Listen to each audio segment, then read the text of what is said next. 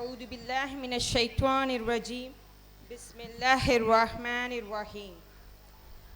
இவ்விழாவினை தலைமை தாங்க வந்திருக்கும் இஸ்லாமியா கல்வி நிறுவனத்தின் தலைவர் MMK முஹைதீன் இப்ராஹிம் சார் அவர்களுக்கும், நமது 1வது வார்டு நகர்மன்ற தலைவர் பாதுஷா சார் அவர்களுக்கும், மற்றும் இஸ்லாமிய கல்வி நிறுவனத்தின் தலைவர்கள் அனைவருக்கும், ஆசிரிய பெருமக்களுக்கும், தலைமை ஆசிரியர்களுக்கும், பெற்றோர்களுக்கும், என் அன்பான மாணவ செல்வங்களுக்கும் என் இனிய சலாத்தினை தெரியப்படுத்திக் கொள்கிறேன்.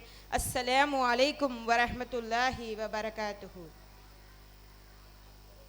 அல்ஹம்துலில்லாஹ், நான் படித்த ஸ்கூல்லையே நான் இப்போ கெஸ்ட்டாக வந்திருக்கிறது எனக்கு ரொம்ப ஹாப்பியாக இருக்குது. இந்த மெமரிஸை பார்க்கும்போது ரொம்ப நம்ம படித்ததெல்லாம் எல்லாமே, படித்த காலத்தில் நடந்த விஷயங்கள் எல்லாமே ஞாபகம் வருது.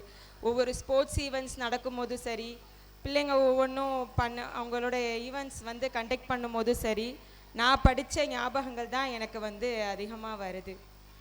அல்ஹம்துலில்லாஹ், இந்த வாய்ப்பை அளித்த அல்லாஹ்வுக்கு தான் எல்லா புகழும். நம்மளோட துவக்க கல்வியை நம்மளை எப்போவுமே நம்மளால் மறக்கவே முடியாது. அது மாதிரி தான் எனக்கும். இந்த இஸ்லாமிய துவக்க கல்வியில் நான் 5ஆம் வகுப்பு வரை படித்தேன். அடுத்து இஸ்லாமியா உயர்நிலை பள்ளியில் 10ஆம் வகுப்பு வரை நான் இங்கே தான் படிச்சிருக்கிறேன். ஸோ கல்விங்கிறது அழியாத செல்வம், ஒரு பொக்கிஷம். அது அந்த பொக்கிஷத்தை நம்ம பேணி பாதுகாக்கணும். ஒரு தாயோட அரவணைப்பில் இருந்து முதல்ல குழந்தை வெளி உலகத்துக்கு இந்த துவக்க பள்ளியில் தான் கற்றுக்கிறது. நிறைய விஷயங்கள் கற்றுக்கிறாங்க. ஸோ அந்த பள்ளி கல்வித்தரம் நமக்கு அதிகமாக இருக்கணும். ஒரு மாணவனுக்கு துவக்க கல்வி என்பது அவனுடைய லைஃப்பில் முக்கியமானதாக ஒன்று இருக்குது. பள்ளிங்கிறது வெறும் பாடத்தை கற்றுக்கொள்வதற்கான இடம் மட்டும் கிடையாது. அவனுடைய அனுபவங்களை, வாழ்க்கையில் அவன் என்ன செய்யணும் அப்படிங்கிற விஷயத்தை கற்றுக்கொள்ளக்கூடிய இடம்தான் பள்ளி.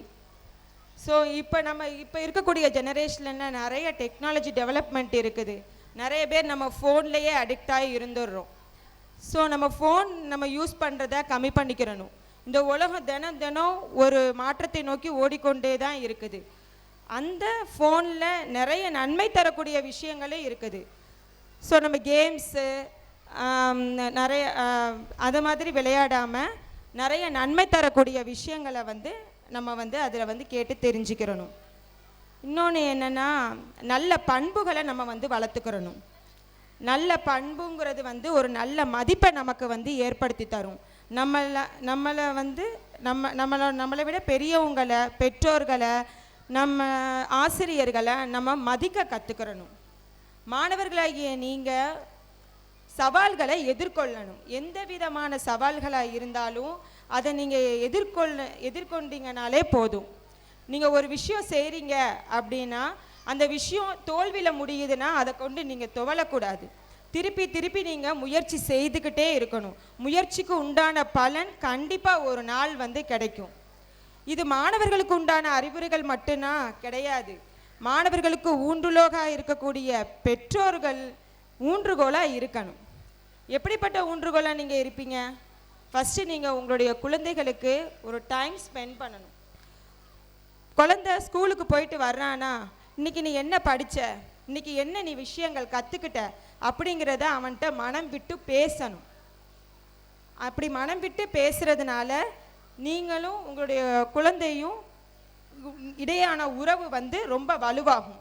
இன்னொன்று என்னென்னா, ஊக்கப்படுத்தணும். வெறும் படி, எழுது அப்படின்னு சொல்கிறதுல எந்தவித ஊக்கமும் இருக்காது.